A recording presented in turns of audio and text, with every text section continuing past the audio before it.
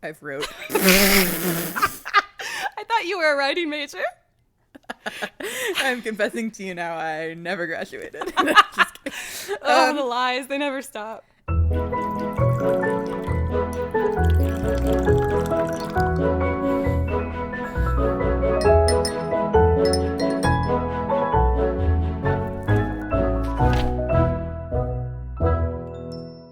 Welcome, Kendall, my co-host. We're on. Oh, thank you, Ash, my co-host. This is a really strong start so far. I can hear the fans clamoring already. Oh yeah, I was glad you were gonna say you could hear yourself through the microphone, because that was the adventure we just went through. I feel like I got here today and we were snappy and witty and in the mood and ready to go, and then I sat down and tried to work a piece of technology. Well, that was just the universe trying to, I guess, make it fair, even the playing field for everyone else who's trying to do podcasts. They were like, this will be audio gold if you start now. You have to start at a disadvantage. It would just be completely unfair. 100% unfair. Well, Kendall, aka Spoons, y'all are going to hear me refer to my co-host here as Spoons a lot. Spoons Palermo, if you want to be super formal. Miss Palermo. It's Miss Palermo. That's Dr. Palermo. Good Lord. So anyways. And that's Wheezy. Yeah, that's because I have asthma. She's asthmatic. Well, geez, mine makes me sound like an asshole. No, you just listen. Spoons Palermo is because she basically should have been in the Newsies cast. So that's her Newsy name. Yeah, if and only that's, I could sing or dance or do flips. I'd be right up there with them. You have the best voice. Really, and be a boy. Instead of that do do do do do do do, it should have been just some singing by Spoons. Now it's time to seize the day.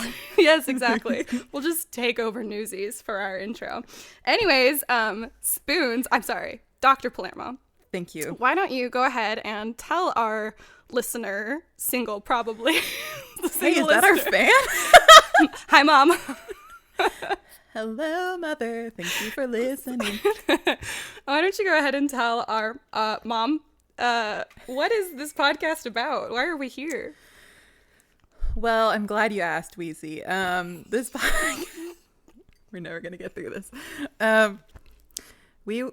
We think we have great opinions, and think we do. Although they don't always match, we both have good opinions. I mean, they often do, except for when we're talking about a certain author who will not be named. We'll get to that.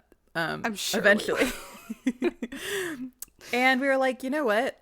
Let's get this stuff on tape. Yeah, we have lots of opinions about books. Oh yeah, I didn't mention that. That's okay. Yeah, it's not just any opinions, I guess. Nobody wants to hear my opinion on, I don't know, politics. Let's start out strong. Or, well, I was trying to think of something politics funny. And religion. I thought this was a political and religious podcast. Is that, am I wrong? Or the wrong shoes for this?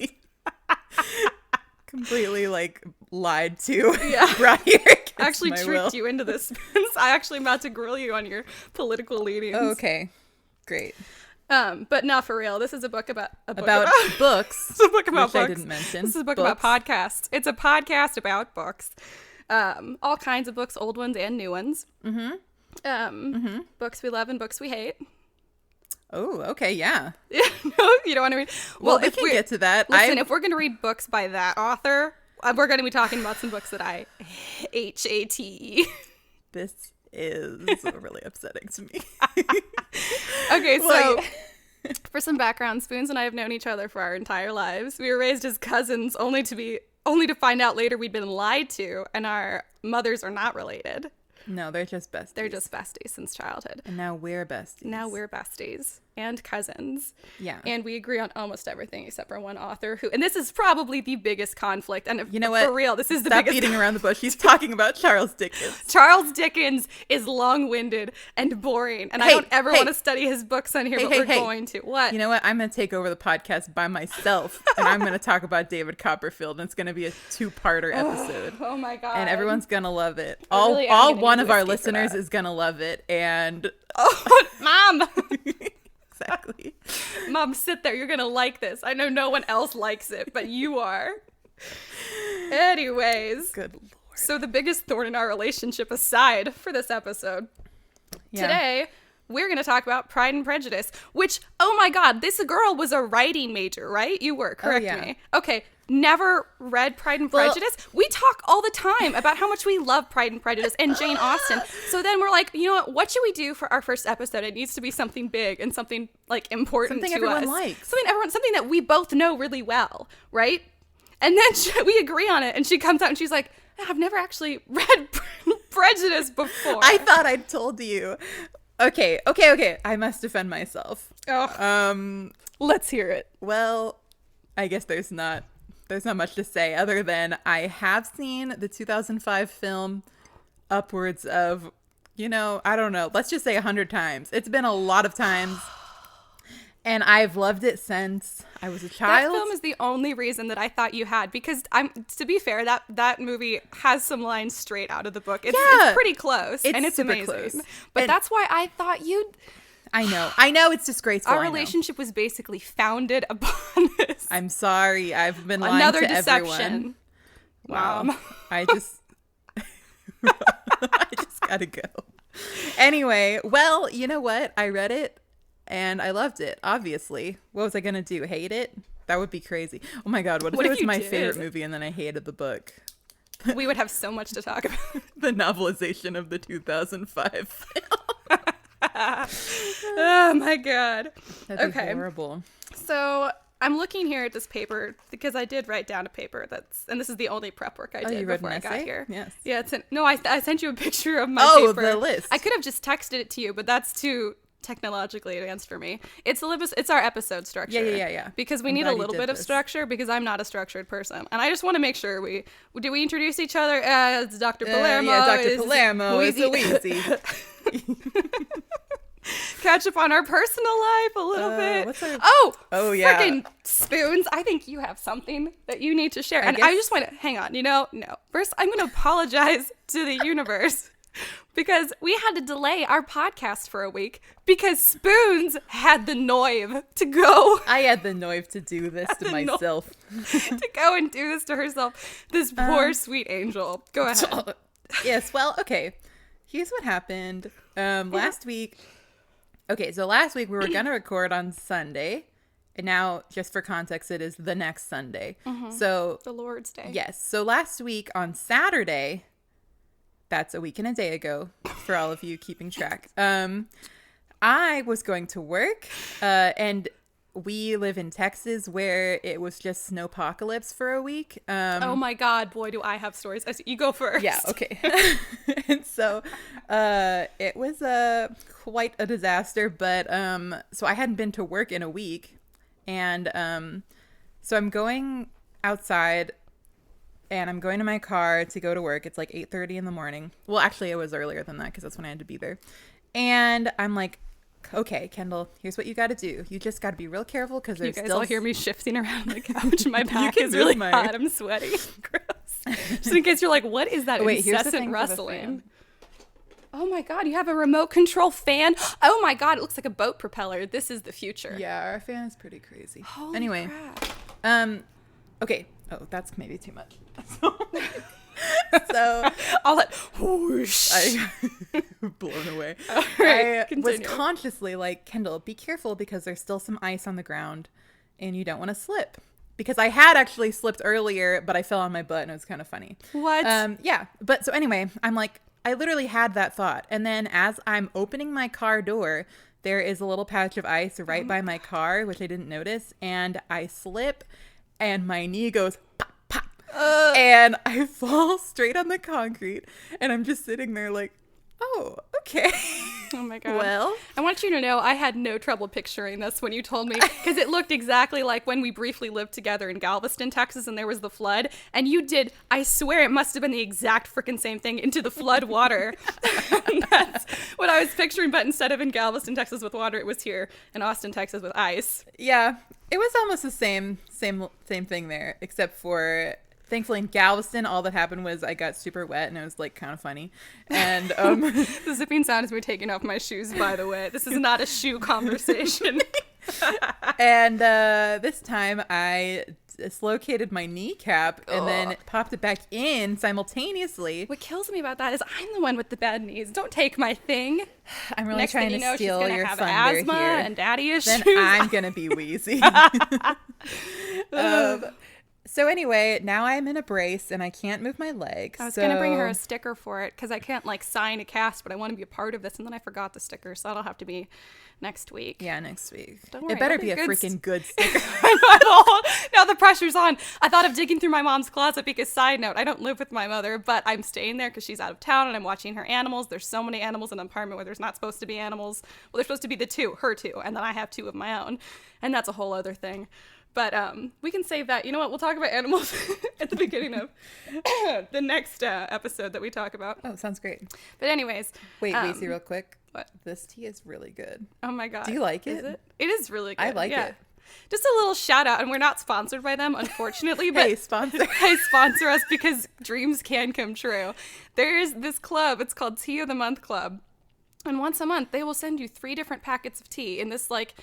It's on like little cardboard packets. So you're like, I don't feel bad about the environment. This is so nice. And it's every single tea I've gotten is insanely good. This one we're having today is called Love Actually.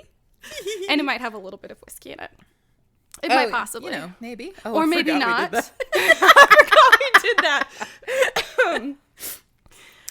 It's good though. I like it. It's got candy in it, y'all. It does have candy in it. Your mom, before she was leaving, because Kendall's also at her parents' Oh, house yeah. because she's injured. I can't go upstairs, so I can't go to my apartment. So shout out to Haley, my roommate, for feeding my fish. Anyway, I'm at my nephews. your nephews, My nephews. Finn and Munch. Oh, Finn and Munch. Anyway, so yeah, I am literally sleeping in the living room of my parents' house. Yes. And I'm sleeping at my mom's place. And that's what I was saying. I was going to go and dig through her closet because I know she has some old children's stickers because she used to be a teacher. Just know when you're like, good job today. Nobody broke down the door of the classroom, so everybody gets a sticker. So I was going to look for some of those stickers. And I thought, no, she deserves more. And then also I forgot. So next week I have no excuse now. And it's not going to even get to be one of those stickers of my mom's. It's going to have to be a legitimate sticker. It's okay. You know, I accept any sticker. Stickers do kind of still work, no matter how old you get, you know? I feel like if somebody gives you a sticker, it's like, oh, thank you. It depends. If it's just like a gold star sticker, I'm like, I don't want your validation. The difference between you and me. I'm like, yay, validated. No, but someone's like, here's a sticker of a happy wombat. I'm like, I freaking love wombats. Well, that would be nice. Do you have that? Nice? I demand a wombat No, sticker. but I'm just thinking about how nice it would be. Just the first thing that came to mind. What kind of sticker? A happy wombat. Because I love wombat so much. Wait, what's next on the list? Okay, well, so do you feel like we've adequately caught up on each other's personal lives? Is there anything else you want to share? I'm good. All right. Me too, I guess. All right. Okay. So we've already said, but this episode we're going to be covering Pride and Prejudice by Jane Austen. And if you haven't read it, you should. Yeah. Hey, all you fellow me's out there who have never read it, you should read it. All of you freaking posers. If you are, and this is 100% hypocritical of me, but if you're an English lit major or any kind of like writing major, and you, by the way, I was an English lit major, that's why I'm calling you guys out. All 10 of us that are left in this country, if you have not read Jane Austen, what's wrong with you? I have so much judgment. At the same time, though, I'm going to be honest, I probably read about only 30% of what they actually assigned me to read in college, and I still passed with a 4.0. Who doesn't do that, dude, right? that's the... Thank you. Well, that's the thing. okay. When your whole degree is about writing and reading, though, you're like... You have a lot to do. I could never read this much in my life. So Sparks Notes. Yeah. And I know all the smart-ass kids Except who were for in my Jane Austen class are going to actually be read like... that one. Well, they're never going to hear this, but if they did... What if they do? They would be like... Hey, Christopher from the back row. I always knew Kendall didn't do all the readings. I did most of them. Listen, Dr. Helfers, Dr. Goodman, you guys were my heroes in college. And I just want you to know that of all of my classes, I actually read like 90% of what you guys put on the syllabus. There you go. And that's insane because for most of my other professors, it was more probably like 20%, which is the worst thing in the world, I know. But you guys were inspirational and I loved what you taught. So I tried to do you guys the basic honor.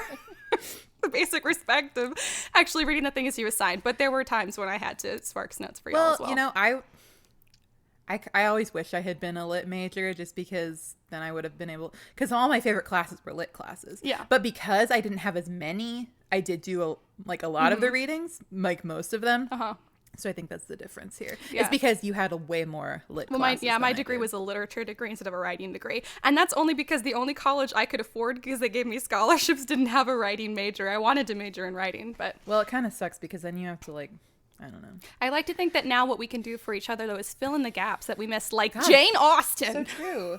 Well, you know what? You'll never... It's fine. You know what? We just won't go there with Chuck. Uh-huh. That angry click was my pen. The pen of justice. Good Lord. Okay, so this episode, Spoons here is going to give our summary, and then I'll probably tell you guys a little bit about, well, not probably, I'm going to tell you guys a little bit about Jane Austen as a person, my hero, who I love. Here's what I've done. I forgot if we decided on spoilery summary or non-spoilery. Yes, I think we're going to have to do spoilery summary. So as a disclaimer for this and every future episode, I just don't see how we can have a podcast where we talk about books and not spoil things. It's just not going to happen, yeah. Yeah, you can consider up to the point of the summary where she tells you the ending pre-spoiler. But by the end of the summary, it's going to be spoiled, so. Okay. Well, here's what I've done. I've wrote. I thought you were a writing major. I'm confessing to you now, I never graduated. The lies, they never stop. Okay, well, let me read my one that I wrote that kind of doesn't have spoilers, but then we can just... You can just spoil it. Yeah, or I'll just spoil it. spoil I it. do love to spoil things. Just ask my family. I mean, who doesn't already know, though? This is a big one. P&P. Come on. P&P, okay, ready? Yeah, let's do it. Come on, Dr. Palermo.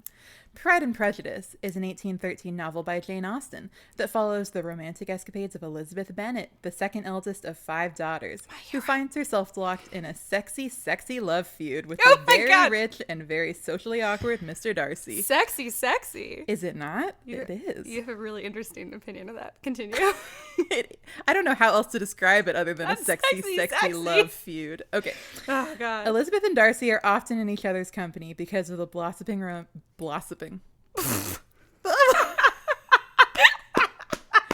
Oh my God. Because of the blossoming romance between Jane, Lizzie's older sister, and Mr. Bingley, Darcy's BFF. Oh, sweet puppy dog. Sweet baby Mr. Bingley. While Jane and Bingley are both perfect and perfect for each other, Lizzie and Darcy get off on the wrong foot and continuously have misunderstandings about each other's characters and actions.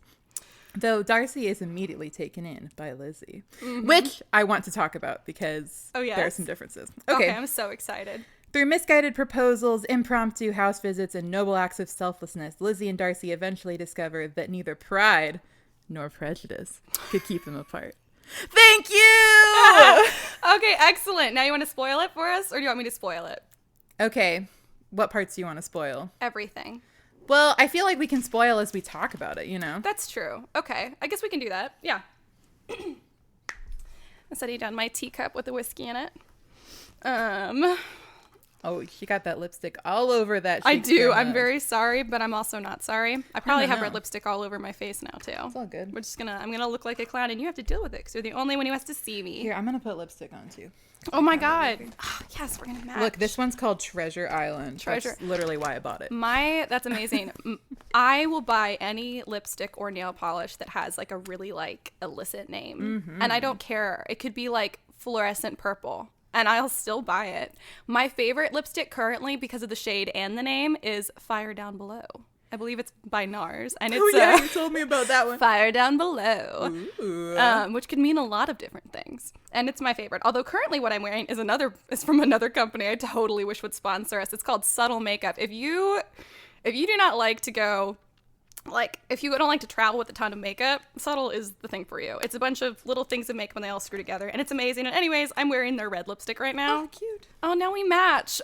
Do you like it? I kind of love it. I love it. It's, like, kind of bold. But... It is bold. I'll honestly, okay, so if I have just, like been ill or, like, just, like, been living in my quarantine life or, like, just got out of the shower and I'm just not liking the way I look, with no other makeup on, I will put hot red lipstick on. Yes. Because then I'm like, now I'm Snow White. Right? I look kind of like a corpse, but with lipstick on. No, I was saying this like the other day. Lipstick is like the immediate way to make yourself feel a little more put together. True. And everyone's like, go for the natural look, just a little bit of concealer and some mascara. And I'm like, no, you don't even have to. Because the lipstick, if it's bright, draws the eye straight to your mouth. They won't even look at your eyes. Yeah. And it's just fun to put on. It is so much fun to put on. It's probably the best piece of makeup. However, you also get it over absolutely everything, like makeup. But yeah. Well, that's okay. Okay, anyways, so the lipstick talk aside, I'm sure if we had any boy listeners, they're like, oh my God, I'm done now. I'm in the wrong place. Let's just do it. Put on lipstick if you feel like it. That's right. Everybody, join us. Yeah. Everybody, one and all. Let's see. Okay, so Spoons gave us our summary, and then this time I'm going to tell you a little bit about our author, Miss Austen, my hero. And next time, Spoons is going to talk about the next author, and I don't know if she's prepped for that, but I'm going to make her do it anyways. No. Oh, yeah. I can just do off the cuff, man. Oh, perfect. I didn't. I should have been able to do this off the cuff, but okay. Some facts about Jane Austen. Let me see how much time we've been going. Perfect. Okay. So, Jane Austen was born December 16th, 1775. That makes her, I looked it up, a Sagittarius. Of course, Jane is a Sag. Okay. I don't know hardly anything about zodiac signs, so I don't know what that means. I just said that. Well, I know some. I was like, I feel like Spoons will know something, and I know that to a lot of people it's very important. Billy the Kid is a Sagittarius. Oh, so that's why you know. Yeah. Billy the Kid is your hero. Mm-hmm. Okay, so here's what I didn't know about Jane Austen. She was the 7th child of the family, mostly brothers. She had one older sister, Cassandra, I think her name was. Oh, poor baby. I think it's Cassandra, who she was really close with. And later she was close to one of her brothers, Henry, who became her literary agent, which was kind of cool. So her father was a part of the church, so he had a really large home library, and he gave Jane the tools that she needed to kind of start her writing career early on as a child. Like so her and her sister apparently read all the time, and Jane was always writing, and they performed they put on little skits and write skits for each other to perform for each other in the family, which is really cute. And I feel like I have memories of us kind of doing stuff like that. We would do that all the time, but we would charge our parents $1 to see our crappy skit. Exactly. And I don't remember I don't know if you remember this, but we had this big plastic I was going to say Parthenon. That's not right. Partition, perhaps? No, it was a plastic Parthenon. Yes, a partition. And we would jazz hands come out from behind it. Good Lord. It's amazing. Anyways, I wonder where that is now. So many home productions put on from behind that. Okay, so Jane started writing as a kiddo. The family was very supportive of it. Oh, here's the hot goss. You're gonna love this. This is, I think the kids call it the tea. Yes, the tea. The tea. The tea. So this is not. It's not the hottest of tea. It is also not the coldest. It's like a lukewarm tea. Oh, I like my tea lukewarm. So, Jane was only ever have known to love one person. There was only one dude. That was kind of a confusing statement. There's only one dude, apparently, that there are any reports that Jane ever had any true feelings. I know a bit about this. For. Do you? Because of the film Becoming Jane, starring Anne Hathaway and James McAvoy. McAvoy. But go ahead. So much.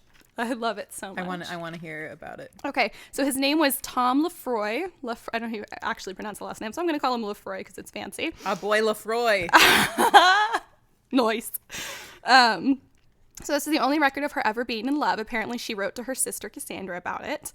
And although both the pair apparently were enamored with each other, the families, and you're going to see so many parallels in this little part of her life with the story Pride and Prejudice. It was insane. I can't believe I didn't know about it before. So they were enamored with each other, and both families thought the match was impractical. So Lefroy's family sent him away. But then when eventually he came back to town, they were like, no, they still love each other. So the families actively tried to keep them apart, which just shocked me. I was like, because because that's basically what happens in this book, with Jane and Bingley. Yeah. I'm sorry, not Jane and Bingley. Yeah, Jane and Bingley. Yes, it is Jane and Bingley. I was like, Jane did in fact name her most perfect, beautiful character after herself. My brain was like, wait, what? Yes, she did. Yes. Because to delve a little deeper into the summary, there's that whole really important subplot / kind of part of the main plot where Jane and Bingley are in love with each other, but Bingley's family Bingley's sisters in particular, and Darcy, feel that the match is impractical. And while they're not entirely wrong, that's really not the whole, like, that's not the point. Yeah.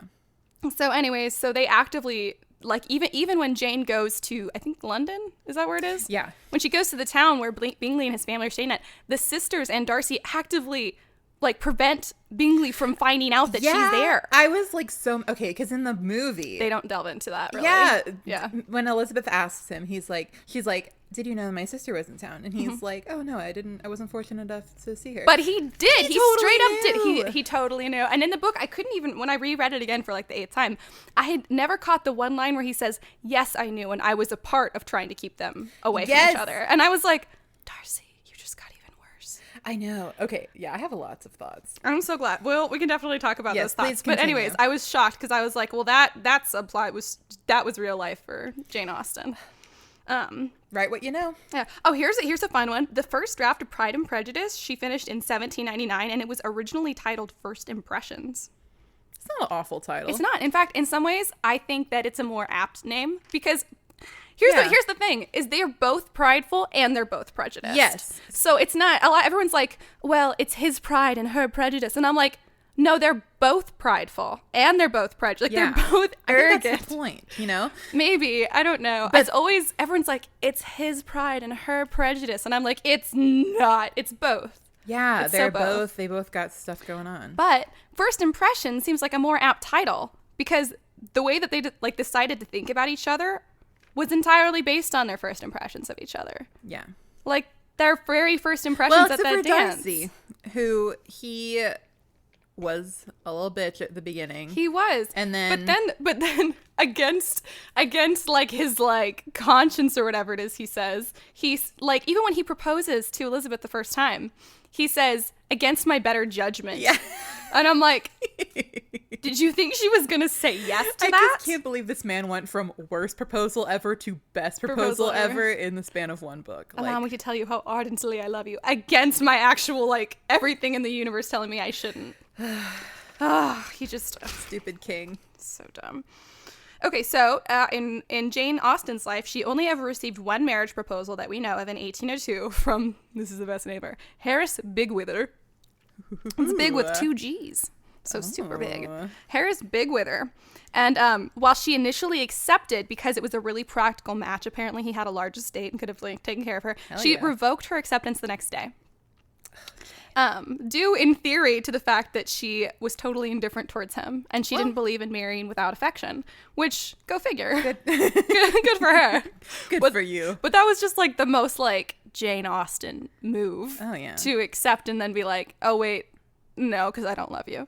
Well, you know what? I'm glad that she wasn't like, well, now I have to. Yeah, for real. I feel like a lot of us would have been like, I already said yes. Yeah. She was like, actually, no. Changing my mind. Good for her. I won't be the first woman to say this in 2021 or the last, but ladies, you can be rude. You can be rude. It's you don't owe any man or woman, you don't owe anyone else in the world to just being like, you don't owe being nice to them. If they're being like rude or weird towards you, you don't have to be polite back. You can just be like, I'm not about this. No, thank you. Goodbye. Yeah, look out for yourself. Yeah. I mean, we should all treat each other with kindness. We should all be kind. You don't have to roll over. Well, you don't need to be an overt asshole to people. But if someone's being an asshole to you, you don't need to be like overly nice back. Like, just don't worry about it. Yeah, that's good advice, Ash. Thank you. I didn't phrase it super well, but we probably all heard it. And that applies to dudes too. I said to chicks, but to dudes as well. If someone's being an asshole to you, you don't owe them anything. Yes. You don't need to be an overt asshole back because then that's on you. But you don't need to like roll over. Yeah. And try and make them feel better about being an asshole. Yeah. Anyways, so on to sad news. Jane became ill in 1816, but apparently she largely ignored her illness and didn't talk about it. That's what I would do. Oh, no way. Spoons with your like broken kneecap. I'm fine. So scholars now think that what she might have had was called, we call it now Addison's disease, and there was no effective treatment for it until the 1950s. But we're just guessing. We don't know for sure. Yeah. What are the symptoms? Do you know? It's something to do with the adrenal glands based on my limited research, but that's all I know. That sucks. So On July 18th, 1817, when Jane Austen was 41 years old, despite her brother Henry, you remember her literary agent, and her sister Cassandra taking her to Winchester for medical treatment, Jane Austen passed away. No. In that year, 1817. So, what's kind of cool, though, is after her death, Henry decided that he wanted to have the rest of her works published. And that's when he revealed her identity to the world. Because until that time, people had been reading her stuff and they didn't even know who she was. So thank you, Henry. Because without him, we wouldn't have ever known Jane Austen or where her stuff came from. So, some of her other works, she has many, but some of her most popular ones are Emma. I know they've made several movies of that one. We love Emma. Snaps all around. Mansfield Park, which is really good. I think that one's a little more serious. Love and Friendship, which I think was one of her earlier works, and it's been described as like a dark comedy. The movie's pretty funny. Love and Friendship. I haven't seen it. It's good. I like it. Anyway, so those are some of her other works. Persuasion. There are many more. And Persuasion. Yes, that's one of her most popular ones as well. So all of that I got from janeausten.org. Thank you, janeausten.org. Yay, thank you, janeausten.org. If you guys want to learn more about Jane Austen and her life, you can go there. They had everything. And because it was her name followed by a .org, I was like, it's probably reputable. Yeah, sure. Didn't even look into it Sure, anymore. yeah. You can always trust a .org. Put that on a t-shirt. You can always trust You can always trust a .org. I do feel like that, though. It does feel like that. Well, yeah. So, let's see here. We've talked about the summary. We've talked about the author. Mm-hmm. Let's get into it. Let's get into it. Is it creepy when I whisper? Jane Austen ASMR. Oh God. I laugh like a crow. What? I was like, Okay, so main characters. I've been talking for a hot minute, Spoons, and my tea is definitely lukewarm now. Ugh, drink that tea. I will drink that tea. Well, you tell us about the main characters. Oh, I'd love to. Okay. Well, our main girl, our girl, Lizzie Bennet. I love her so much. AKA my hero. She's my hero. I would love to be her. Who doesn't love her? I feel like it's impossible to dislike Elizabeth, you know?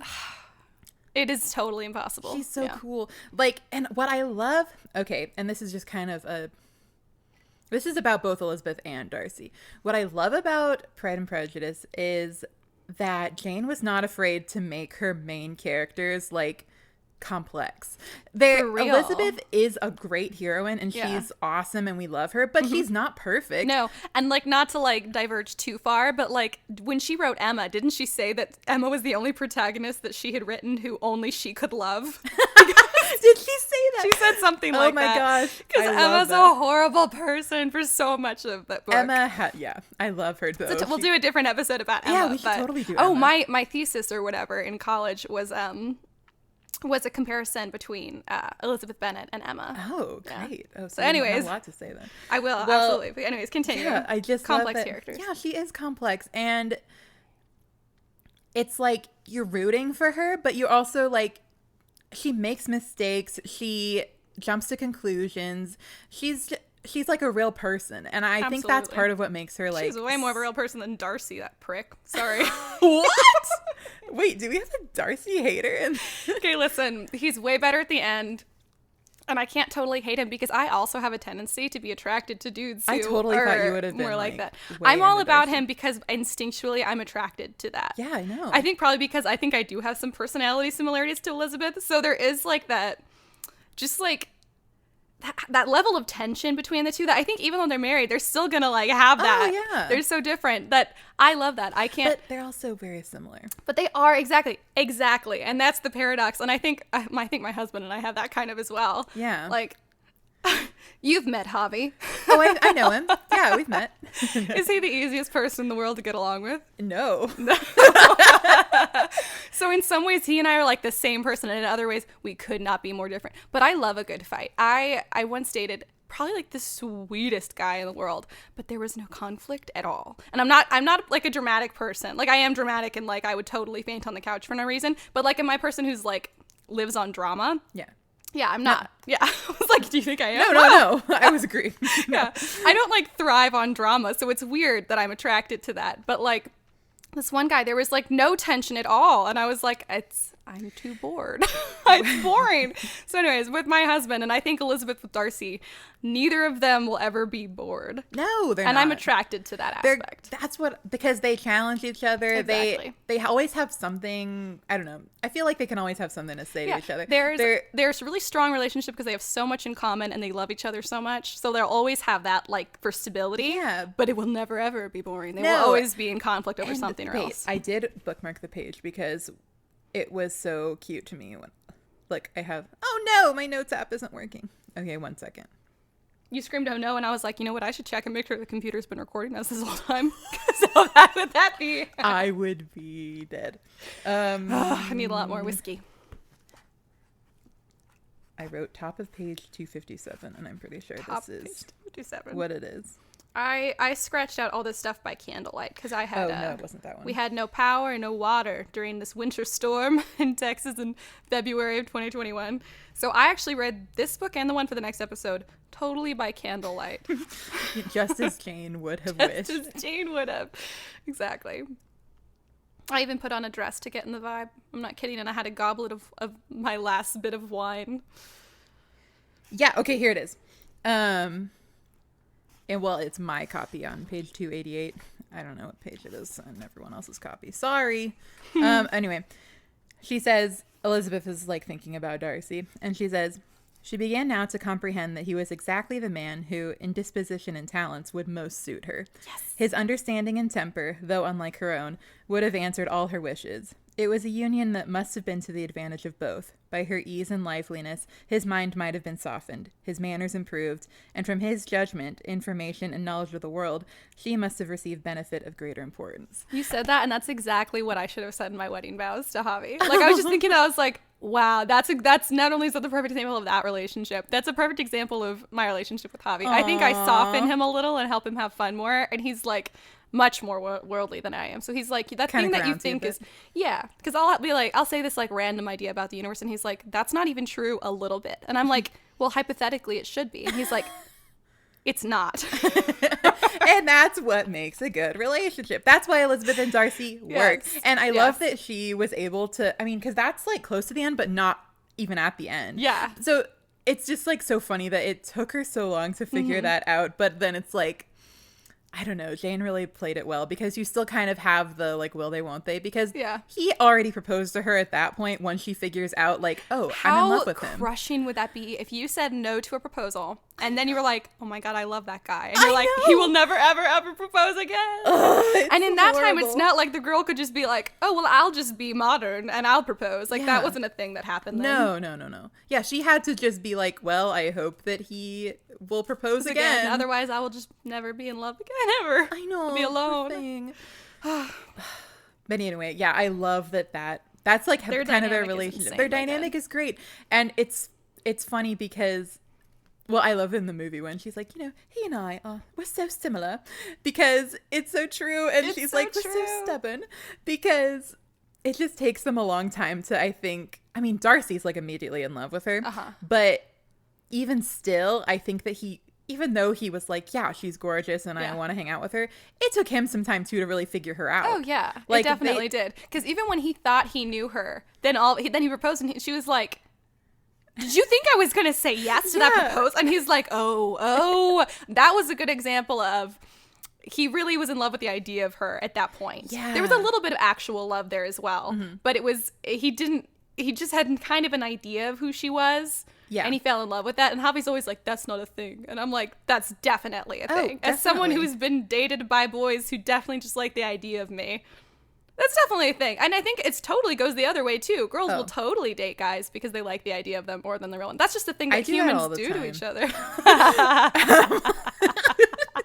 I mean, thank God I've never proposed to anybody based on that. But dude, yeah. I mean, yeah. I think that's Darcy went to the next level with it. But that's a thing that we all, I think, inherently do. Yeah, because, I mean, and I think at that point he thought he knew her, but it's like, you didn't, bro. That was where the pride was. Because he thought that he knew her. And that's what I think is interesting, because in the book, obviously, I mean, I'm sorry I keep comparing it to the movie, but that's just... No, but they're very similar. Yeah, so you're but good. like, I like that... It's not like you're comparing Percy Jackson the book and Percy Jackson the movie.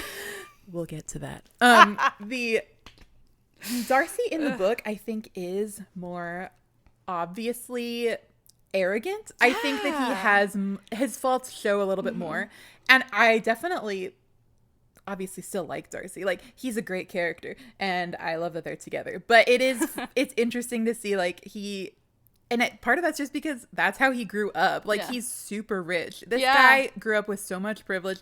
He turned out really well. Really well, considering. Yeah, I mean. all things considered. And I think that's also probably because, unlike probably a lot of other rich bachelors in that time and this time, he was in charge of his sister, like her only caretaker. So he had like a level of responsibility there. That probably grounded him a little more. Plus his friend, like, Bingley's so nice. Like, Bingley he has good influence. So nice. Well, would he even ever let Bingley influence him? Or does he do all the influencing on Bingley? I guess that's true. Mr. Darcy. That's why he needed Elizabeth. Somebody whose intelligence he respected enough to let it influence him. Yeah, good point. Yeah.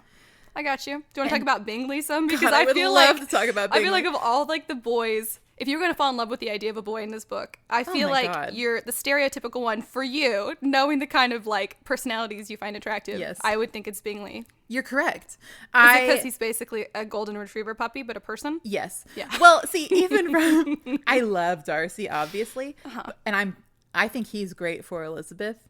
I think for me, I want a Bingley. You know, I know you do. And I'm a Darcy. I'm a Darcy girl. Even though, as I've been bashing him this whole time, I'm still. I know you Darcy are.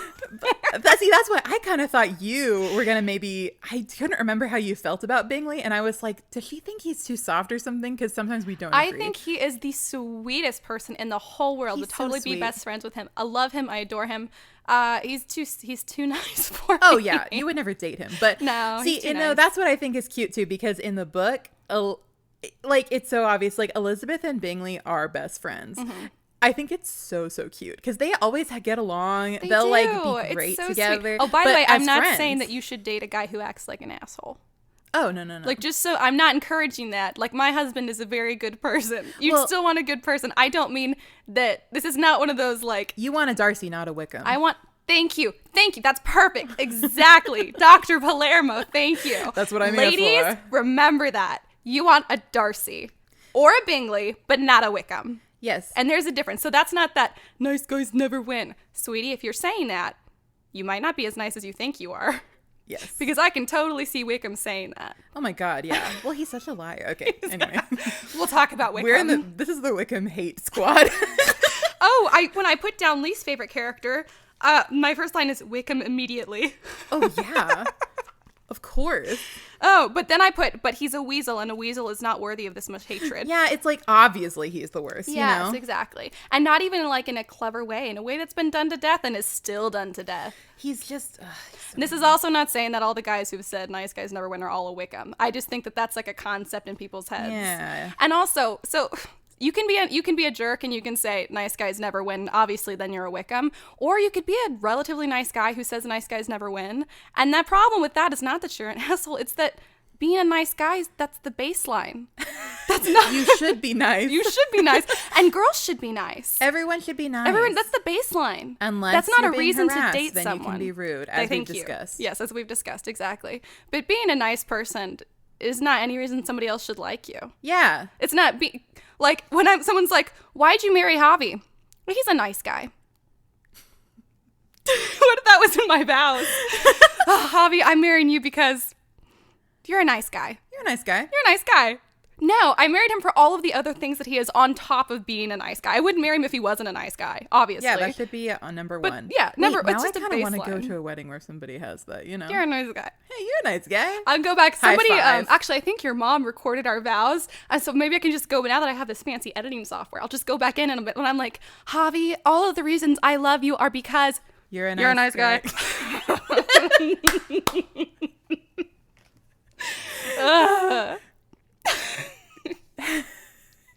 Anyways, Wickham is not actually a nice guy, but I could see him. I could see him using that line.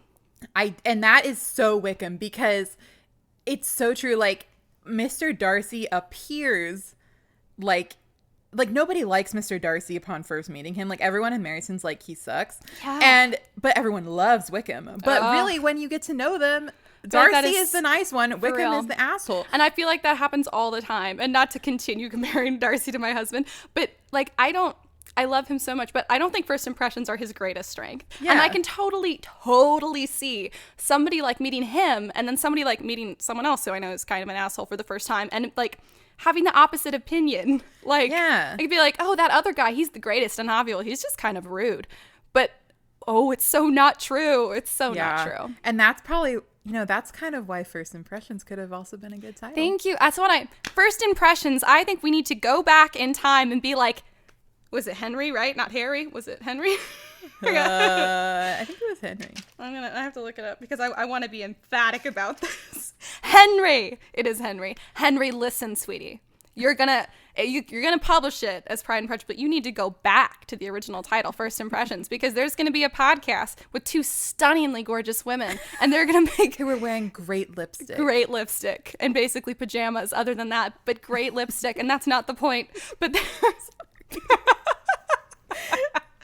But they're going to make the best point you've ever heard about why this should have been called First Impressions. But I do also like Pride and Prejudice. It just has a certain... It should be like the subtitle, though. It should be First Impressions, Pride and Prejudice. I'm all for subtitles. I like subtitles, too. It's like when you couldn't make up your mind about the title, the one you like a little bit less goes as the subtitle. Well, yeah. Wait, what were we talking about? Oh, yes. Okay. Nope, I forgot. Wickham. Okay, I love in the movie the way he says, Mr. Wickham. He says it so awesome. Okay, anyway. Okay, Wickham. Oh, sorry. Wait, no, we agreed. We're gonna bleep out. Yeah, we'll bleep it out. Yeah, you don't have to. You don't have to write it. This is a PG-13 podcast. Yes. Wickham friggin' sucks. Oh my God, hate that guy. I mean, obviously, but it's like. I don't know. Once you kind of stew in it, you just hate him more and more. I hate at the end, and this is totally not me being a forgiving Christian woman as I'm supposed to be, but at the end of the book, like, Elizabeth kind of just like lets Wickham off the hook. She's like, we'll just be civil because we're related. And I know that's probably the mature thing to do and probably the forgiving thing to do, but I'd have been like, you screwed over my little sister. Yeah. Hell no, we're not going to be friends. I know. I was really surprised. Like no, in the movie she gave him more of a cold shoulder, and I was like, I could deign to do that. That's as nice as I could be. But yeah, she's so like willing to get along in the book, and I was like, you're a better person than I, Elizabeth Bennet. Yes. Oh my God. Yeah. Wickham really does just kind of get off the hook. I mean, all his debts get paid. It's implied like Elizabeth and Jane like kind of help Lydia out with they're like money. they keep spending all their money, so we keep sending them more. And I'm like, I don't want Lydia to be destitute, but I'm also like, this she's sucks. not bad. She's just dumb. Yeah. Lydia is a baby. She's a baby. And she's silly and dumb. And like that's and no one ever told her she wasn't until her personality was kind of set. Yeah. That's not an excuse. We can still all change. I don't care if you're 60, 70, 80 years old. We can still all learn things and change. But it is harder once your personality is set to change some core things about you. It's a lot harder. It's true. I don't think that it's funny to me how different like Jane and Elizabeth are than it's in the Mary's like the buffer in the middle. Mary and Lydia. When I wrote down favorite quotes, I put a quote by Mary because she does not get enough credit. I want a spin-off movie just about Mary and her life because she's almost a little bit like Darcy in some ways. Yeah. Like she thinks she's more socially competent than she is. That's the only difference is that I don't think Darcy knows he's socially awkward. Yes. I don't think Mary thinks she is. That's but true. Other than that, very similar. You're right. I think that Mary's I don't know. Wait. I was gonna save it for later for my favorite quote section, but let me find it now, because you can keep talking, but I'm gonna look for it because it's amazing. Yeah, Mary. Okay, and while you're looking for that, can I just say, I like that it explicitly in the book was like, yeah, Mary kind of was thinking like Mr. Collins would be a good guy for me. Wait, can I tell you what I was laughing about on the way here? Yes. It's not in the book, but it's in the movie, and you're going to totally know what I'm talking about. Okay, tell me. This is why. Okay, I was on the way here. I was driving by myself. It's a Sunday morning, grayish skies. Your parents' house is kind of outside of the city, so nobody else is driving along. There's one lady running along the sidewalk, and I'm thinking, wow, you're healthy. Good for you. And then another car is coming towards me, and just as we're in the perfect range for them to see my face, I think of this. I think of the moment and the line from the Pride and Prejudice movie with Keira Knightley, where they're all sitting down and Mr. Collins is there at the table, and you know exactly where I'm going with this, I think. And it's an awkward silence, and he says what I think I should forever always pull out in awkward silences from now on. What excellent boiled potatoes. He said, like, yeah, and he's like, never in my life have I seen such an exemplary vegetable. Yeah, for real. I'm like, anyway, so that's what I thought of it, and I was like, I couldn't not laugh out loud at nothing, and I was just smiling creepily to myself because I couldn't hold it back. Mr. Collins is the moment. He is the movement. Oh, I put him for my least favorite character, and I changed my mind. There were so many characters I've struck. First, it was Wickham, and I was like, he's not even worth being there. Yeah, like least. And then I was like, Mr. Collins is so self-important and selfish and unworthy to even fathom that Lizzie would not, he doesn't even fathom that Lizzie would say no. Oh my God. He's just utterly absorbed with material things as well. As someone who's supposed to be a clergyman and a man of God, he never stops talking about what Lady Catherine or whatever, I can't pronounce it. Berg, sure. You know when you read a word in your head and you're like, I know how it's pronounced. And then you have to pronounce it and you're like, oh, wait. Yeah, this isn't even that though. I always read that word and I always read her name and I'm like, Lady Catherine, duh. And I just move on because even in my head, I can't think of the pronunciation. Anyways, he never stops talking about the stuff that she gives him. And I'm like, dude, shut up. Yeah. You're not even trying to, you think you're so pious and, you're all about material things. And the fact that you would not fathom that for totally material purposes, Lizzie wouldn't say no to you. And then to be like, you're just saying no because that's the trendy thing to do. I understand women. Yes. It's sir, you could not understand women less. It made me so angry. I wrote like 3 paragraphs about how much I dislike him, and then I was like, Ash, this is slightly a spinoff. See if any of that is actually relevant to this conversation. It's my whole pages. Oh my God. He makes me so mad. Maybe he is my least favorite character. It should be Lady Catherine. She should be my least favorite.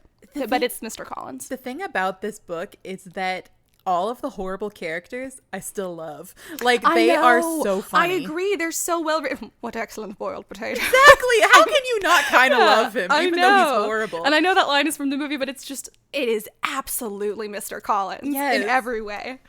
And Lady Catherine, she is so self-righteous and annoying, but she's also hilarious. Oh my God. She's like, oh, I should have been a great proficient if I had ever learned piano. If I had ever learned.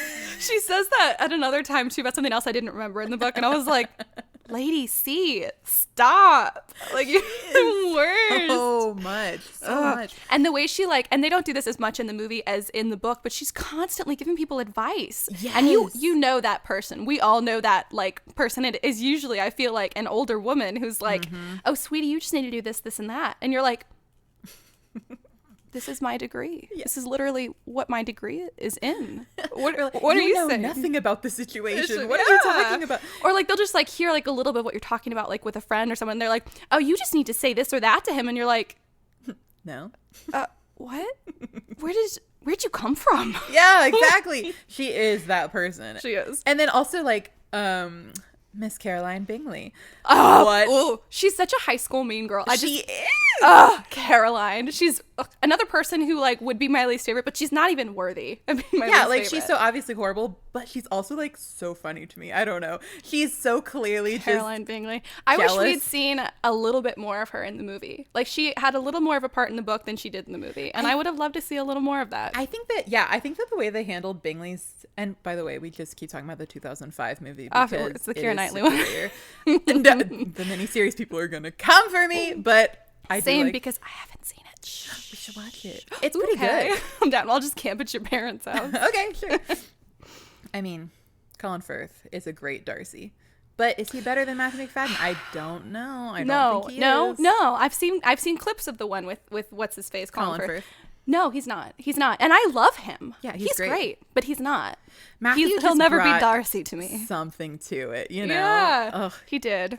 He's great. Okay. Anyway, but in like, I thought it was so interesting because, you know, in the 2005 movie, Bingley only has one sister. They don't even mention Mrs. Hurst because I know. who cares about her really? She's doesn't really do anything in the book. But like Caroline, I felt like Caroline in the movie is so much more like pointed in her meanness. Like she's kind of like she is, and it's also it's the actress who played her in the movie was so expressive. Yes, and I think she did exactly what I picture Catherine in the book doing, or Caroline in the book doing. But she just was like, oh, she did it so well. I love her. She's great. Just from her, like when they enter the ballroom the first time, I can picture it in my head, and it's exactly what I pictured Caroline doing in the book too. It's just, she says, even though she didn't have as many like lines, I don't think, as Caroline in the book does, and she wasn't as involved like in the plot as in the book she is. God, when she was on screen, she was like made herself equally important. Yeah. She's great. I totally agree. Yeah. And like I feel like in the book it's a little bit more like she tries to befriend Jane a little bit more, and she's kind of more like she's a little more maniacal. I mean, I think Caroline Bingley in the movie is as maniacal, but we don't get to see it. In the book you get to see it and you're like, oh, that's not a good look for you. Yeah, I mean, pretty much after the ball we never see Caroline in the movie again. Yeah. I mean, except for that one scene where they take a turn about the parlor or whatever, and then Darcy's got that quippy line where he's like something about admiring their figures from afar. And I was like, Darcy, you scoundrel. That is one of my favorite scenes. You rogue. Yes. And then when Bingley's like just kind of like laughing. He does his little point. Sweet thing. Yeah, I love that. Bingley is so just these so I just want to like kiss him on the top of the head like a puppy dog. He's just the sweetest. And I think the actor who is in the movies also did a really good job. Oh my God. Yes, he's exactly how, from now on, he's exactly how I picture Bingley in the book. That actor did fabulous. And where is he now? Also, he's gorgeous. Who is he? Yeah. I think that he and Rosamund Pike, who played Jane, I think they used to date.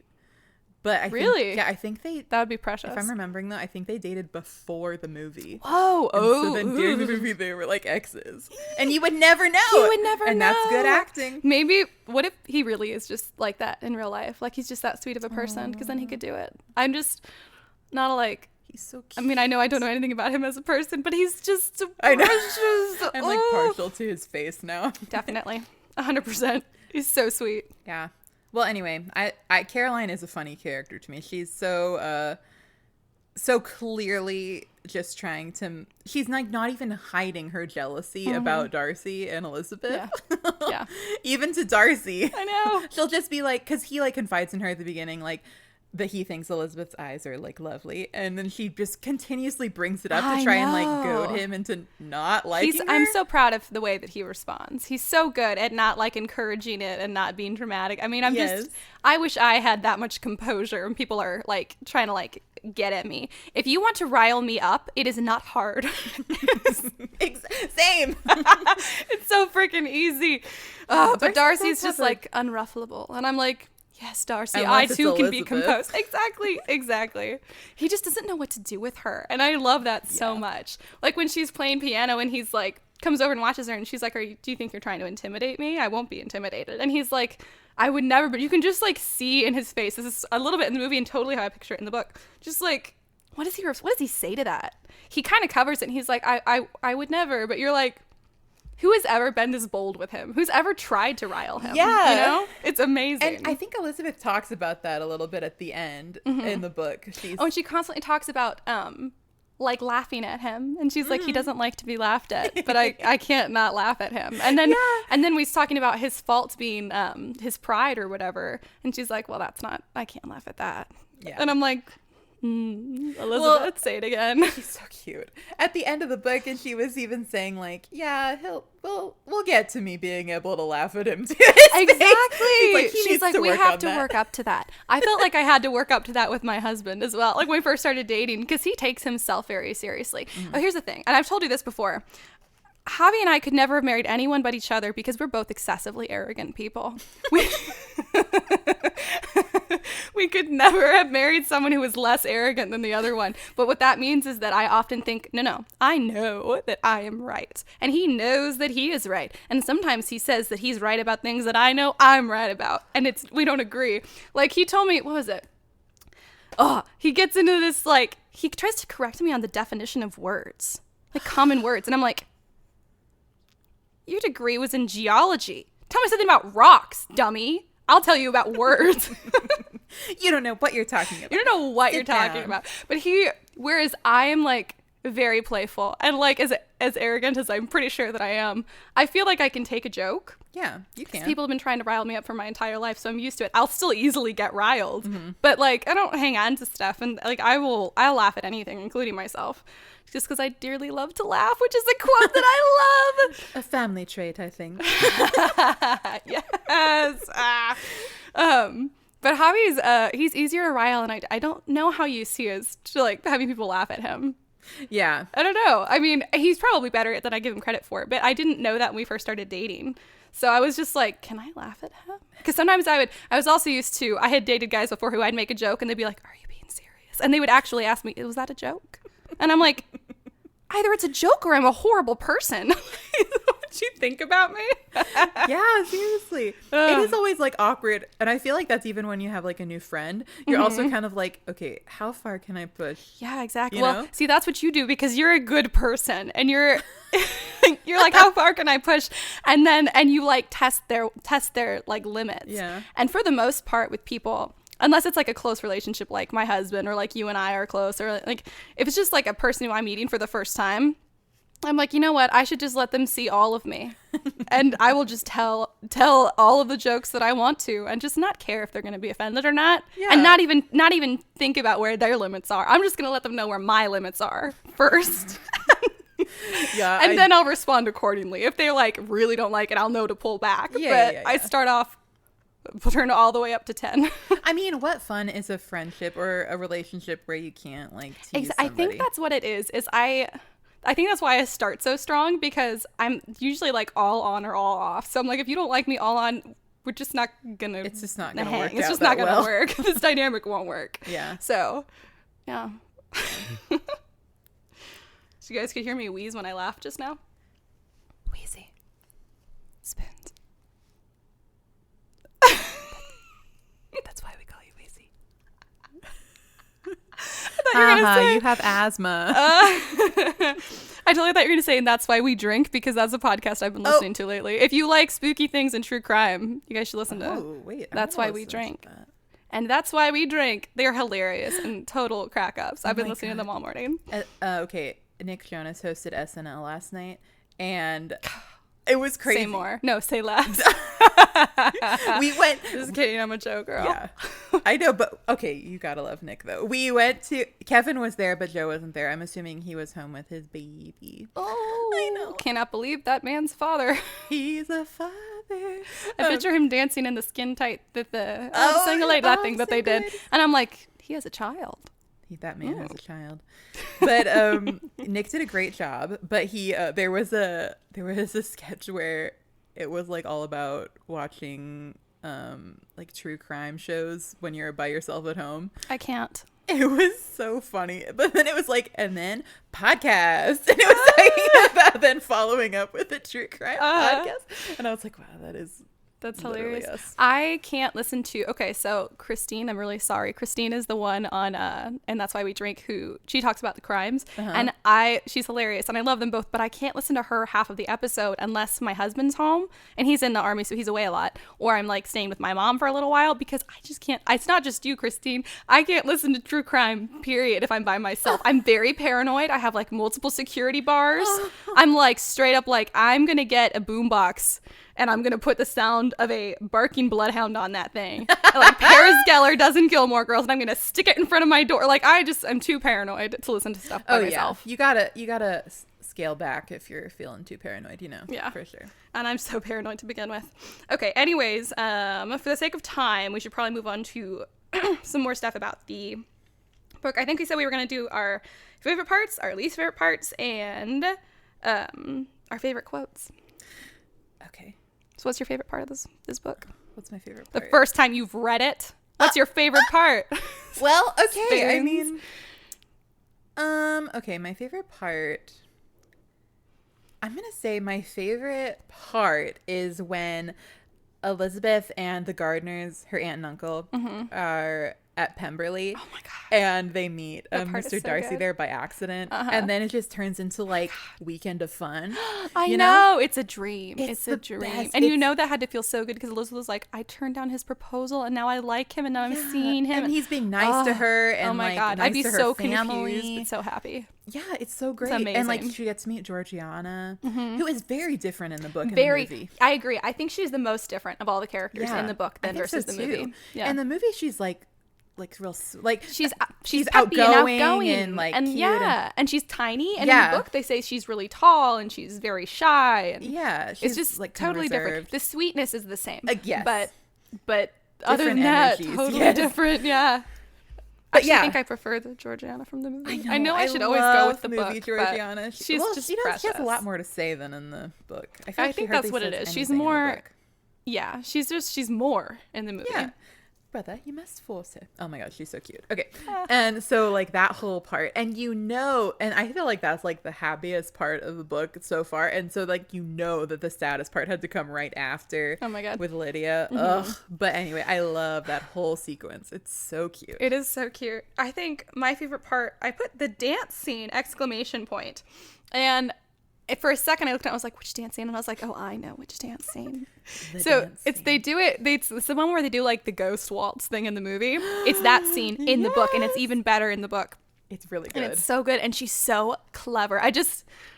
Her wit it's just totally on show in this moment. It's amazing, and Darcy just doesn't know what to do with that. And I just always love that dynamic where one character's like invested but doesn't know what to do. Yeah. And the other person's like, I know what to do. And she's so clever, and she's like, well, now I've said something, so now it's your turn to say something. And I feel like I've had moments where at my very best in life, I've been almost that level of clever just for like a moment. And I've been like, I'm amazing. I'm a comedic genius. So that moment of like wit and cleverness in comedy is entirely what I aspire to. It was amazing. Oh my gosh, yes, I completely agree. You have your book open. What you looking at? I was just getting prepared for bets for favorite quotes. Okay, I was like, are you going to like read a quote I from was the scene or listening to something? you, I promise. No, I believe you. Yeah. I'm not offended. You can look at your book. That's what this Okay, I'm podcast just is going to about. read the book instead and just be silent for the rest. Well, that's okay. If you think that I need someone to talk back to keep talking, you're wrong.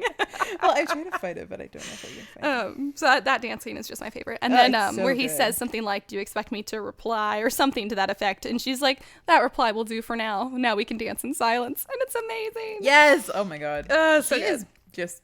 Lizzie spends I don't know. After reading the book, it's kind of like, wow, Lizzie is constantly just dunking on That's him. exactly what it is. That's exactly what it is. And it just makes me so happy. I think what I like about it is she's the perfect balance of she's not being mean. She's so clever, but she's not being mean. And I feel like in real life, I can have a tendency to shift too much to the mean side. I don't think I'm being mean. I'm never trying to be mean. But certain people I think have been more sensitive, and I haven't realized that, and that was totally my bad. But Elizabeth is the perfect mixture of like clever but sweet, and will totally like bag on people, but in such a smart way, she's and not like mean-spirited. Exactly, it's not mean-spirited at all, and I'm not mean-spirited, but I think I can come across that way.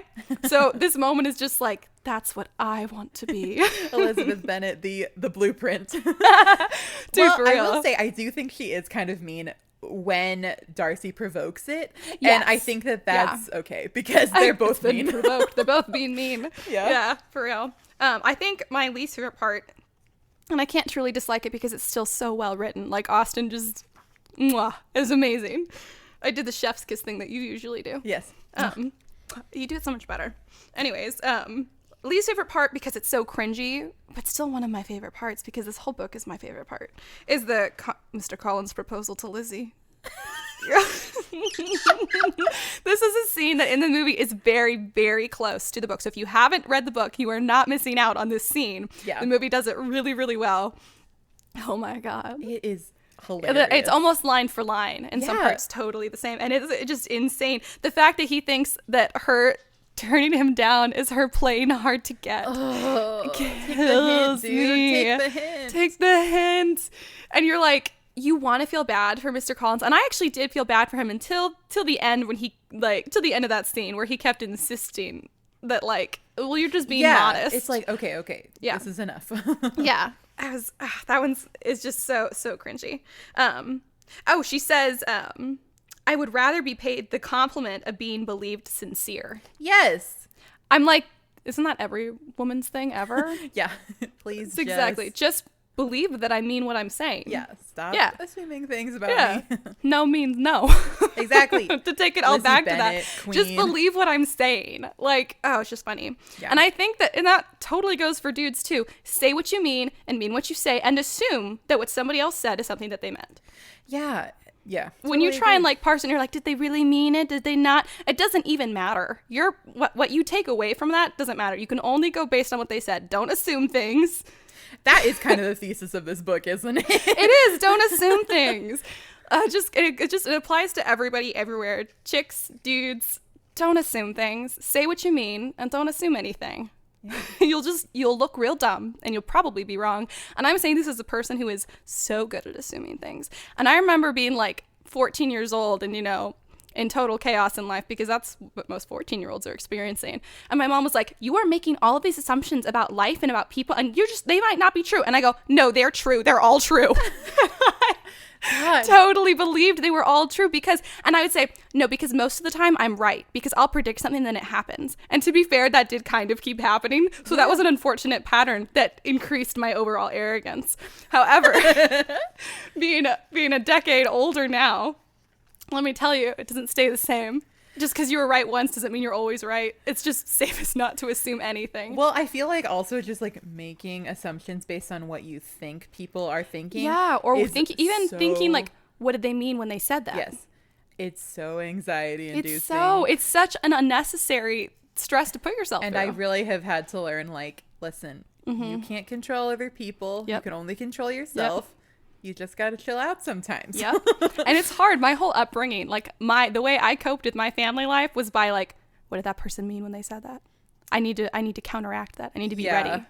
But oh my God, it doesn't apply to normal life. If it's a coping mechanism for your survival, I get it, but don't apply it to everything. And I'm saying that because I do that and I still do that. I sometimes do it with your mom. Sometimes like your mom will say something, and because I care about what she thinks, because she's like an important part of my life, I'm like, what did she mean?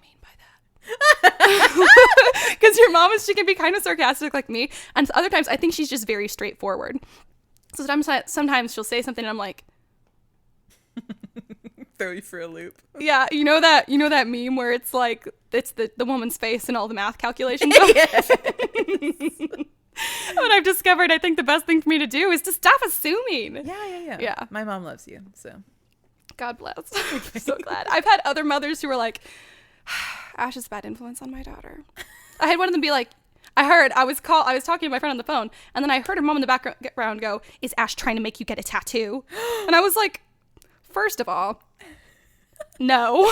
But second of all, why would you care if I was? For the record, I did get my tattoo because of Ash. Oh my God. Well, for the record, I've been with like 8 people when they've gotten their first tattoo, so you're probably not the only one. Wait, you're a serial tattoo influencer. I love the tattoos. And I only have like 8 or 9. They're all very small, so I'm not the person that you think would be the tattoo influencer. Oh my God. And that brings me to, I'll go, you still have to talk about your least favorite part. I know, I'm trying to think of it. Okay. But because my favorite quote just came up and tattoos. Okay. My favorite quote from this book is tattooed on my feet in my mom's handwriting. Yes. It's a quote about Elizabeth Bennet, and it's my favorite thing in the world, which is, she had a lively and playful disposition. She delighted in anything ridiculous. And I'm like, that's who I aspire to be. I'm not always, because sometimes I do the assuming thing and then I'm too stressed out, which I don't need to be. But I think at my best, I can kind of be that way. And that is definitely who Elizabeth Bennet is. And it's who I want to be every single day. You know, it is true, because Elizabeth, what I do like about Jane is such a good writer. Like, we have on one hand like Kitty and Lydia, who are ridiculous and who get into trouble because they're so ridiculous. Yeah. But we also have Jane, the author, being like, yeah, it's okay to be silly and have fun. Like, Elizabeth, like that quote. Yes. You know, she delights in things that are ridiculous. Yeah. Her dad's the same way. It's true. And it's so much better than getting frazzled by it. Like Mrs. Bennet. Yeah. First of all, she is ridiculous and she doesn't know it. Yeah. But also, when ridiculous things happen, she's so worked up over it. Yes. And I think I can be like that on my worst days. We all can. We can get worked up about things. And it's just so much better to find some kind of amusement in it. Yeah. Like, laughter is truly the best medicine because it can make a really awful situation pleasant. Yes. Yeah. So that's who I aspire to be. We should all be a little more like Lizzie. Right. And then let's see. This is what I wrote down for favorite quote. It's when Jane is telling Elizabeth that she kind of has a crush on Bingley. And Elizabeth says, I give you leave to like him. You have liked many a stupider person. Yeah. Don't we all feel that way when like one of our girlfriends is like, so there's this guy, I kind of like him. And I'm like, it's such a great choice, especially compared to some past choices you've made. I know. There's always like, oh, okay. Oh, it's amazing. That line was just very clever and very funny. Lizzie is very funny when she's talking to Jane. She's constantly so sarcastic to Jane. I know. It kills me. And like, Jane's the only one who seems to get it because the rest of her family is kind of just, Mr. Bennet, listen, you are very funny, sir, and that's amazing. But also, you're kind of just like neglectful in some ways. Like, really, it's a problem. And it didn't strike me until I read this book again for like the 8th time that I was like, dude, like if you'd been a little more involved, your youngest daughters might not have been so silly in such harmful ways. Yes, and I also think it's really wild just how blatantly both of the Bennet parents have a favorite child. It's so blatant.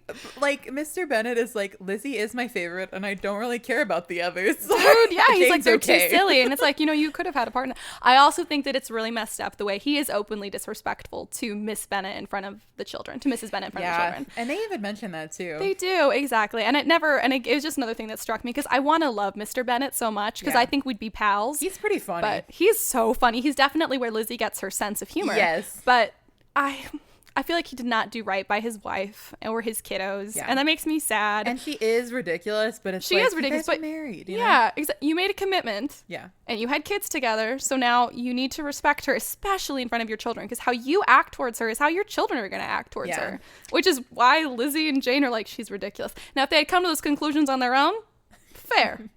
Totally fair.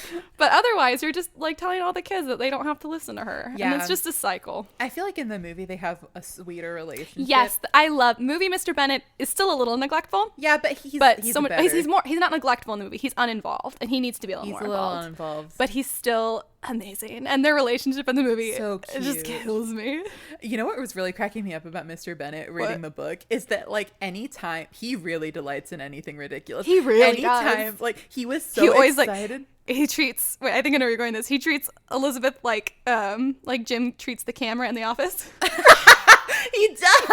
Anytime anything mildly ridiculous, like the whole like the Mr. Collins dinner, he's just like looks straight at Elizabeth. Exactly. But what I was gonna say is he was like so excited for Mr. Collins to even come over because his letters were so silly. My God. He was like, I cannot wait to meet this man. I know. And then he kind of like I think enjoys people who were like either ridiculous or mean. Like he was like also really enjoying Mr. Wickham, even though he'd done horrible things. I know. It was like he likes to like kind of I think comment on things from the outside, like you were saying. Yeah. And like when he was reading Elizabeth the letter Mr. Collins sent about Darcy and Lady Catherine, and he was like, Lizzie, this is hilarious. You can't see my face right now, but my eyes could not roll any farther in the back of my head.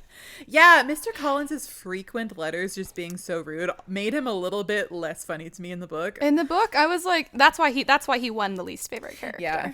He's not the most malicious, but he should know better. Yeah. It's when somebody doesn't have any way to know better and they behave badly, you're like, bummer. Yeah. But when somebody does know better and they do it anyways, like when they should know better and there's no excuse for it, I just don't have any patience for that at all. So Mr. Collins in the movie, you don't really get to see that much about him, so you don't really know. Also, he's a little more comical. Yeah, but in the book, he's just a prick. And he should know better. By all the background we're given about him in the book, he should absolutely know better than to behave this way. Yeah. And he thinks he's just so important. And I have no patience for him at all in the book. He's definitely less likable. Yeah. So what was your least favorite part? I don't know. I think I hate the part where Lydia and Wickham like come back after they're married and you have to like deal with them. That's such a good least favorite part. It's so annoying. Like, I'm just like, I'm already done with both of you. And Lydia is being insufferable. Oh my God. She is like, you must go to Brighton. That is the place to get husbands. Oh. And you're like, shut up, Lydia. I'll get a husband for all of my sisters. Oh my God. And she has no, like, you expect this from Wickham because we all know Wickham sucks. But Lydia has no, she's dumb. She doesn't She's dumb. have any heat for like what Mr. Darcy did for her, like the stuff she put her family and through. She's dumb. Yeah, she is. It's just and I know she's only 15. However, 15 in that time was different. However, her family definitely didn't try to instill any kind of responsibility in her. Like, I do feel bad for Lydia because she's going to end up with Mr. Wickham forever. She is. But it's all like, I feel bad for her, but I'm also like, I'll feel bad for her if she changes. If she changes a little. Yes. If she becomes more self-aware, I'll feel bad. Yeah. Which she's only 15 and we don't really get to see, or 16 or whatever. We don't get to see by the end of the book, like how the rest of her life goes. But it sounds like she and Wickham are both pretty frivolous. Oh my gosh. Yes. Yeah.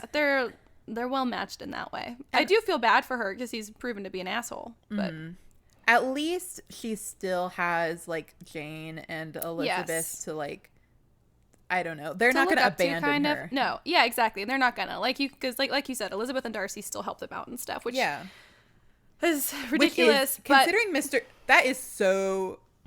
Mr. Darcy, that is one of the so best. Honorable. So honorable. I mean, so after what Mr. Wickham did to Georgiana, the fact that he would do all that for Lydia, well, it's for Elizabeth, really. But the fact that he would... You must have known. It's all for you. It's all for you. But, I mean, he had to go to London, be in, like, constant contact with Mr. Wickham for a while. It's amazing. That man has so much honor. He's so honorable you can forgive some of the pride, which is what I think about my husband sometimes. He does have a very deep sense of honor. And I think that goes a long way. It does. It goes a long way. Because then you're like, well, if this all comes from somewhere honorable, you know. Or if you if you just have I think maybe it's just that, I don't know. I don't have any expectation for anyone to be honorable anymore. So it's just so sweet. And it's so nice to know that someone is, because the honorable people are the people you can depend on to do the right thing. And being honorable is not the same as like being nice. No, it's not. Anybody can be nice. Exactly. But some people have like Mr. Darcy doing that for Elizabeth and for Lydia really shows how deep it goes. Exactly. Being nice is on the surface. Being honorable, that runs deep. And that's the difference between Wickham and Darcy. That's exactly the difference. Mm-hmm. Exactly. One is totally surface level nice and the other one is honorable. Yes. In a way that you can rely on. That's refreshing to see. And I don't think we teach people what honor is or to be honorable much anymore. I can't remember that ever being a virtue like we discussed growing up, and my family was all about discussing virtues. Yeah. But I don't think honorable was a thing we really talked about. It does seem a little old-fashioned. But you know what? I think we should talk about it. I think we should. We're talking about it now. We are talking about it now. We need to put the focus back on raising honorable kids and being honorable people. Yeah. Better than just being nice. Teach your kids manners. Yeah. It's great to be nice, but it's also great to...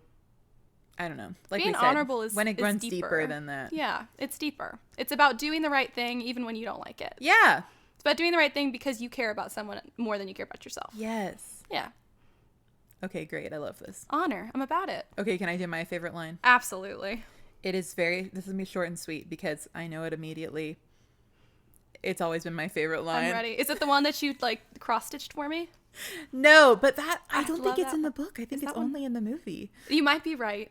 By the way, that one is she would certainly be a fearsome thing to behold. Yes. Which is after talking about truly accomplished You gave women. that to me and it's still on my wall and I love it so much. I'm so I look at it all glad. the time and I'm like, I hope I'm a fearsome thing to behold. You are. That's why I gave it to you. Thank you. Okay, my favorite line is, "Heaven and earth, of what are you thinking? Are the shades of Pemberley to be thus polluted?" You scared your cat. Sorry, Monroe.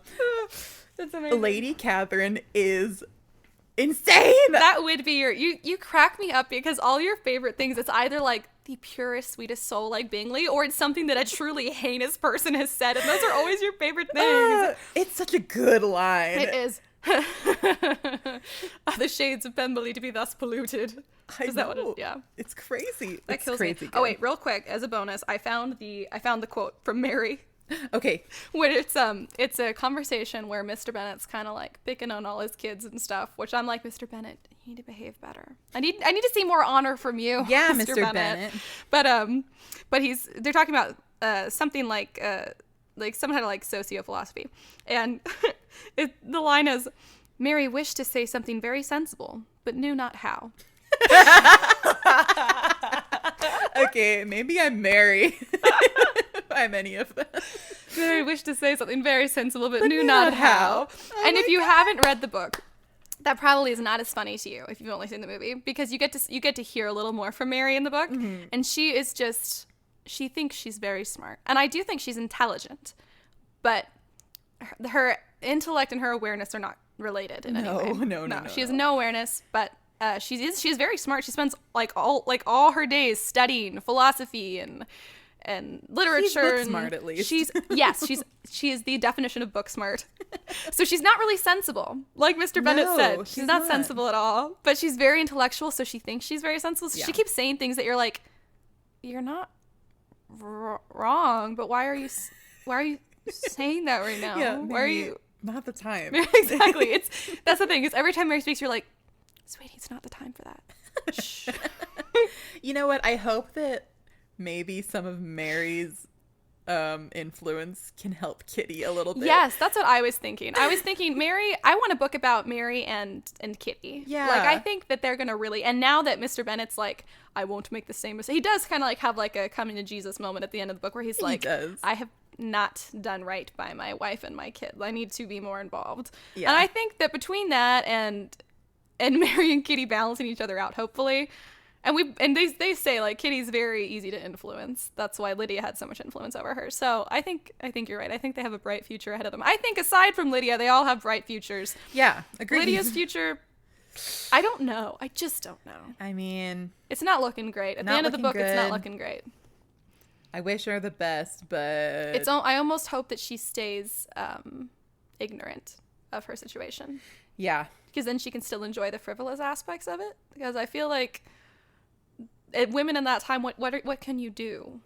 I mean, like if she becomes can't do aware, anything. exactly. She can't like go get a job and make more money for herself. She can't really leave. Ugh, what can she do? Yeah. So I'm almost like, in that situation, maybe it's best that you don't know. Yeah. I don't know. Oh, Lydia. Anyways, so to start the tradition, we're going to rate each book that we discuss on our podcast by pinkies up. Yes, that's right. Because if you don't know how to hold a teacup correctly, your pinky has to be up, so far up, as far up as it can be. So Dr. Palermo has the right idea. She picked up her cup, put her pinky in the air. So how many pinkies up would you rate Pride and Prejudice by Jane Austen? Out of how many? Out of 5. 1 to 5 pinkies up. I rate Pride and Prejudice by Jane Austen. Let's start off strong. I'm rating it 5 pinkies up. Oh my God, I'm so glad you said that, because I'm going to also, unsurprisingly, because it's my favorite book, rate it with 5 pinkies up. Woohoo! Woohoo! Pride and Prejudice. Jane Austen, I love you so much. Yeah. Hey, Jane. We should hang out in the afterlife. Jane, that would make my life. Jane, Jane, are you listening? I love you. Well, do you have anything else that you want to say about this book? Great book. I really enjoyed reading it finally. Yeah. Awesome. Well, we will be back again with another episode. I think we're gonna ideally try and put up 2 at once, but if not, you'll get one of these a week. You're welcome. If you want to follow us on Instagram, our tag, is that what it's called? How does the Instagram work? It's called That Pretentious Book Club. Yeah. Our website's equally easy. It's thatpretentiousbookclub.com. If you want to contact us, tell us how wrong we are about something, or how right we are. Yeah. Or if you want to... preferably the latter. Always preferably the latter. But yeah, if you want to ask us to read a specific book. Yeah. Book recs. Book recs. You can send those book recs and other miscellaneous things to contact@thatpretentiousbookclub.com. If you want to sponsor us on Patreon, that's always welcome. You'll get cool stuff if you do. Yeah, we're going to do extra stuff. Yeah, don't be surprised, but our Patreon is also That Pretentious Book Club. There's a link on our whoa! Website. If you, I know, whoa. So you'll get cool inside stuff like merch. newsletter stuff, behind the scenes, because don't you want to be behind the scenes with us? Live video. You'll see when you go on Patreon, there's a list if you want to join our book club, our Pretentious book club. Let's see. Oh, we're also on the TikTok. We're on the TikTok. That's Spoons, right. what did I text you about earlier this week about the TikTok? Do you remember what I texted you? You were trying to figure out the TikTok. I sent her a screenshot of my Google search, which was how to TikTok. How to TikTok. Oh, no, I'm sorry. Not trying to TikTok. No, she's doing TikTok. I opened the TikTok so I could remember for sure. Our TikTok name. Do you want to guess what it is? Is it that Pretentious Book Club? Yep, with the @ symbol in front. Oh, hell yeah. Hell yeah. So if you want to follow us anywhere, it's that Pretentious Book Club. Yeah. Mom, my listener. Mom, I'll help you download the TikTok. Thank you. I just learned how to do it myself. Yeah. Well, thanks for listening, Mom.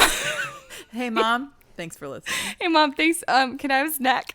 Okay, we're going to get snacks. All right, we're going to get snacks. Okay, bye, Mom. Thanks for listening. Bye, Mom. See you next week.